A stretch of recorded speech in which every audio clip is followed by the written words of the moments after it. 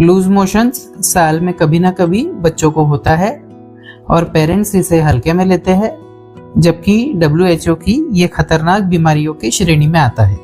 इसीलिए आज आसान भाषा में हम लोग समझेंगे कि लूज मोशन में ORS का रोल क्या होता है, एंटीबायोटिक कब देने हैं और कब नहीं, जिंक क्यों जरूरी है, घर पर क्या सही कदम उठाने चाहिए, डेंजर साइंस कैसे पहचाने और कुछ गलतफहमियां जिन्हें तुरंत ठीक करना जरूरी है।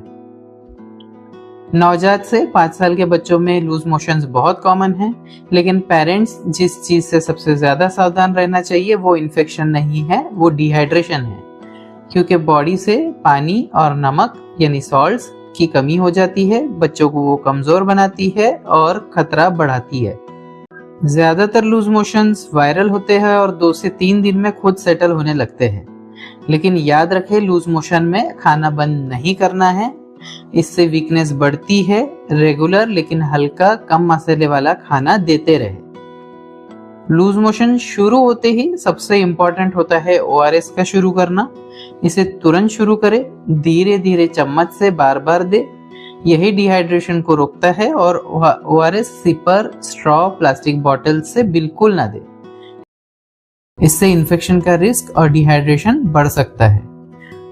नवजात से 2 साल के बच्चों में हर पॉटी के बाद 50 से 100 ml ORS, 2 से 5 साल के बच्चों में 100 से 200 ml ORS देना चाहिए।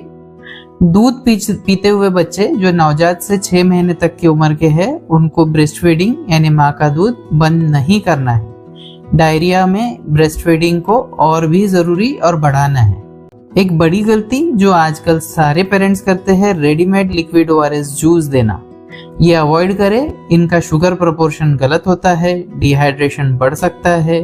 हमेशा स्टैंडर्ड पाउडर ORS पैकेट को 1 लीटर साफ पानी में घोलकर दे, यही साइंटिफिकली सही तरीका है। अगर बच्चा नवजात से 6 महीने का है और सिर्फ माँ का दूध पीता है, तो इस एज में ORS, पानी, जूस या कुछ भी एक्स्ट्रा नहीं देना है। बार बार ब्रेस्ट फीडिंग यानी माँ का दूध देना है। और ब्रेस्ट मिल्क खुद ही फ्लूइड्स और इलेक्ट्रोलाइट का बैलेंस करता है। अब बात करते हैं जिंक की। लूज मोशन में जिंक बहुत महत्वपूर्ण है। यह इन्फेक्शन को अवधि को कम करता है, फ्यूचर एपिसोड्स यानी आने वाले एपिसोड्स का रिस्क कम करता है। लेकिन याद रहे, जिंक लूज मोशन तुरंत नहीं रोकता, ये रिकवरी को सपोर्ट करता है। जिंक हमेशा डॉक्टर की सलाह से दे। अब सबसे कॉमन गलती जो पेरेंट्स एंटीबायोटिक देने पर जोर देते हैं, लेकिन लूज मोशन में एंटीबायोटिक का लगभग कोई रोल नहीं होता। 80 से 90 केसेस जो है वो वायरल होते हैं। एंटीबायोटिक देने से उल्टियाँ, गैस, डायरिया बढ़ सकता है। कई बार पेरेंट्स पूछते हैं दवाई दिए बिना कैसे ठीक होगा। वायरल डायरिया में बॉडी खुद रिकवर करती है। सही ट्रीटमेंट है ORS, जिंक और हाइड्रेशन। एंटीबायोटिक सिर्फ रेयर सिचुएशन में देना चाहिए, अगर पॉटी में खून आ रहा हो, सीवियर बैक्टीरियल इन्फेक्शन का डाउट हो, पॉटी में स्मेल आ रही हो, लैब टेस्ट में इन्फेक्शन कंफर्म हो, या बच्चा हाई फीवर, डिहाइड्रेशन, वीकनेस के साथ बहुत खराब दिखे। इसके अलावा एंटीबायोटिक देना गलत और हार्मफुल यानी नुकसानदायी हो सकता है। अब डिहाइड्रेशन के साइंस घर में कैसे पहचाने? जैसे कि बच्चा बहुत मस्तीखोर था, अचानक शांत हो गया है, बहुत वीक लग रहा है, उसकी स्किन सूखी हुई दिखाई दे रही है, आंखें अंदर धसी लग रही है, मुंह सूखा हो, होठ सूखे हो, रोने पर आंसू ना निकल रहे हो, स्किन को थोड़ा सा चिमटी उठाकर अगर देखेंगे तो धीमे से वो स्किन वापस जा रही हो, या पेशाब कम हो जाए, ये सारे वार्निंग साइंस है और इन्हें कभी इग्नोर ना करें।